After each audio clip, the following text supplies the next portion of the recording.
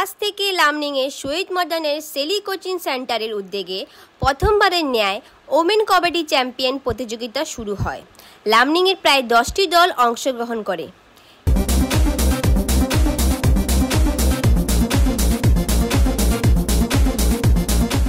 এইদিকে আজ থেকে লামনিংয়ের নিউ কলোনি বয়েজ ইউনিয়নের উদ্যোগে T20 ক্রিকেট টুর্নামেন্টও আরম্ভ হয়।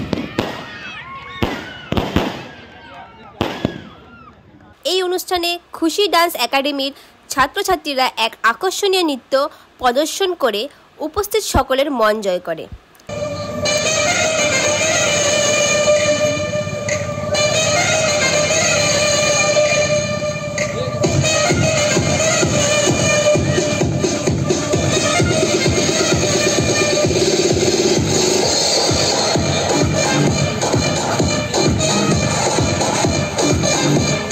লামনিংয়ের এই মহিলা কবাডি ও ক্রিকেট টুর্নামেন্টের শুভ উদ্বোধন করেন লামনিংয়ের বিধায়ক শিব মিশ্র। লামনিং টাইম রিপোর্ট।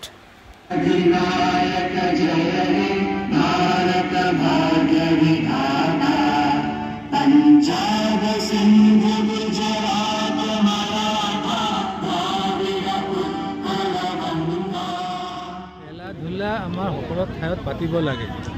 খেলা-ধূলা আমাৰ জীয়াই ৰখাৰ কাৰণে এটা প্ৰেৰণা দিয়ে। আজি বুলি নহয়, বিগত 10 বছৰ যাবত 8 বছৰ যাবত এটা সময়ত লামনিং আমাৰ খেলা-ধূলা কাৰখানা আছিল। কিবা কাৰণত অলপ পিছুৱাই হৈ গৈছিল, কিন্তু লাষ্ট 8 years 9 years আমাৰ লামনিং খেল-ধূলাৰ যোনটো মানদণ্ড আছিল আকৌ উভতি আহি আছিল। সেইকাৰণে মই এজন খেলুৱৈ আছিলোঁ সৰু খাৰা।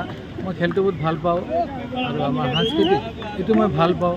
আজি দিনজোৰা বিভিন্ন ধৰণৰ কাৰ্যক্ৰম, নিযুত মইনা আঁচনি, লংকা আমাৰ এটা কম্পিটিশ্যন চলি আছে, বিভিন্ন বিভাগৰ ওপৰত কালচাৰেল। আজি আমাৰ কবাডী হ'ল, মহিলা লোকে পাতি আছে, মহিলা খেল খেলি আছে। তো লামনিং সদায় খেল আছিল, আছে, থাকিব। মোৰো পূৰ্ণাংগ ছাপোৰ্ট আছিল, আছে, থাকিব।